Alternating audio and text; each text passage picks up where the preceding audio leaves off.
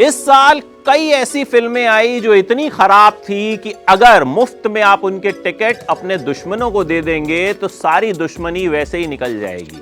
मतलब अगर बॉर्डर पर उन फिल्मों को चला दिया जाए तो दुश्मन बोर होके ही वापस चला जाएगा, गोलियों की जरूरत ही नहीं पड़ेगी, दिमाग में हार्ट अटैक आ जाएगा। भाई साहब, ऐसी ऐसी फिल्में आई जिन्हें देख के लगा कि अगर इन्हें बनाने वाले खुद ये फिल्में देख लेते तो थोड़ा सेल्फ रियलाइजेशन हो जाता और दर्शक के पैसे को इस तरह से आग नहीं लगती।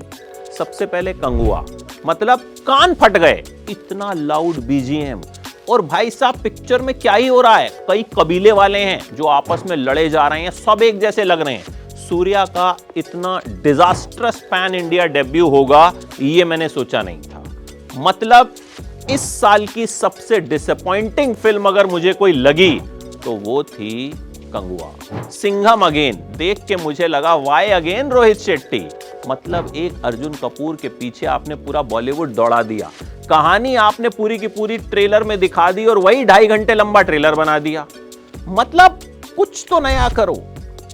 सिर्फ सुपरस्टार्स को देखने हम नहीं जा सकते, कैमियोज आपने पहले ही बता दिए कि ये होने वाले हैं, कोई सरप्राइज एलिमेंट नहीं था, कहीं से कोई भी निकल जाता है, एंट्री हो जाती है किसी की भी और थोड़ा सा दिखता है और फिर वो गायब हो जाता है। औरों में कहां दम था, मतलब ऐसी खराब फिल्म बना सके, औरों में कहां दम था, ये तो हम ही लोग कर सकते हैं। मतलब बहुत ही आउटडेटेड कहानी मुझे ये लगी कि भाई क्यों बनाई ये फिल्म और अजय देवगन ने ये फिल्म क्यों की।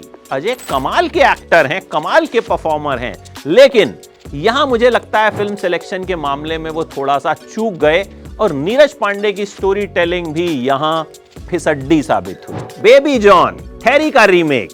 भाई ये रीमेक क्यों बनाया गया जबकि YouTube पे ओरिजिनल फिल्म HD में पड़ी है हिंदी डब, और इतना खराब रीमेक।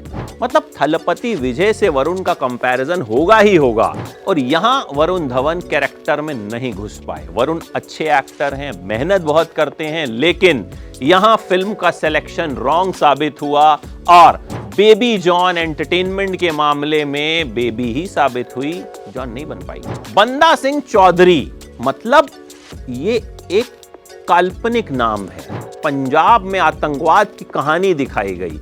मैं कह रहा हूं कि अगर सही में बंदा सिंह चौधरी होते तो केस कर देते इस फिल्म बनाने वालों पर कि भैया मेरा नाम इस्तेमाल करके इतनी खराब फिल्म बनाते हो। यह भी इस साल की सबसे खराब फिल्मों में शुमार है।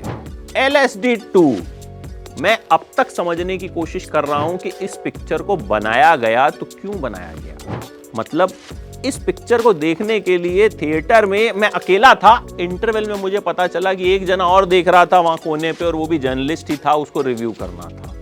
मतलब समझ में नहीं आया कि भाई साहब कहना क्या चाहते हैं। बड़े मियां छोटे मियां, भाई साहब इतनी हाइप क्रिएट की पिक्चर की और फिल्म देख के मुझे लगा कि भाई साहब इतना पैसा अगर एक अच्छी सी शॉर्ट फिल्म बनाने में भी लगा देते ना तो फायदा हो जाता। अक्षय कुमार, टाइगर श्रॉफ इस फिल्म में क्या कर रहे होते हैं, मुझे लगता है दर्शकों को छोड़िए, उनको खुद नहीं पता होगा वो क्या कर रहे होते हैं। एकदम डिसअपॉइंटिंग फिल्म। मार्टिन, ऐसा नहीं है कि साउथ की हर पिक्चर अच्छी होती है, कंगुआ बताया ना खराब थी, और मार्टिन के बारे में तो मतलब मैं कुछ ना ही बोलूं तो अच्छा है। भाई साहब इस फिल्म को माइनस में अगर रेटिंग होती ना वो दी जाती, इतनी खराब पिक्चर।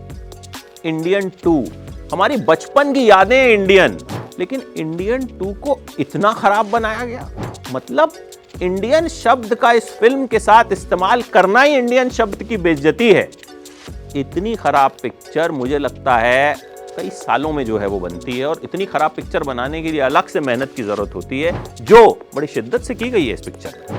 भैया जी, मेरे फेवरेट मनोज वाजपेयी की पिक्चर। मतलब इतनी अच्छी अच्छी पिक्चरें करने के बाद मनोज वाजपेयी को भैया जी करने की क्या सूझी थी। ऐसी पिक्चर जो 80s 90s में चलती थी।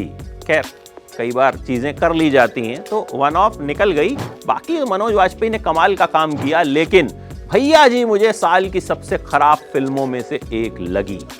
योद्धा, ये बंदा बिल्कुल योद्धा नहीं निकला। मतलब वही सब कहानी, वही सब बदला, वही सब हिंदुस्तान पाकिस्तान। भाई साहब कुछ तो नया करो। पाकिस्तान भी सोचता होगा कि इंडिया में फिल्म वालों के पास क्या कोई नया टॉपिक नहीं है, इतनी तवज्जो हमें काहे को देते हैं। उलझ भाई साहब, ये फिल्म आपको बिल्कुल उलझा नहीं पाती है। मतलब जबरदस्ती की कहानी डेवलप करने की कोशिश की गई है, कोई इंटरेस्ट नहीं आता कहानी में, और स्क्रीन प्ले बहुत बकवास।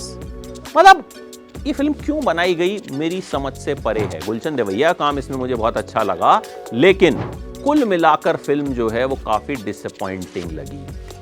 2 पत्ती, मैंने तो कहा कि इसकी जगह आप मोबाइल पे 3 पत्ती देख लीजिए।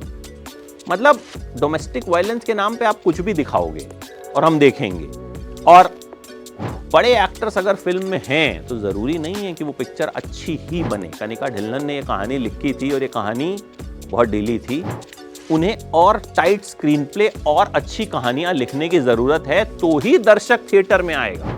जिगरा भाई साहब, यही सेम कहानी हमें सावी में दिखी, एक कंट्रोवर्सी भी हुई इस पे। एक बहन अपने भाई को जेल से छुड़ाएगी। अब भाई वो आलिया भट्ट है तो छुड़ा ही लेगी, ये तो हमको पहले से पता है। जब कहानी पहले से पता है तो ट्रीटमेंट तो अच्छा दो।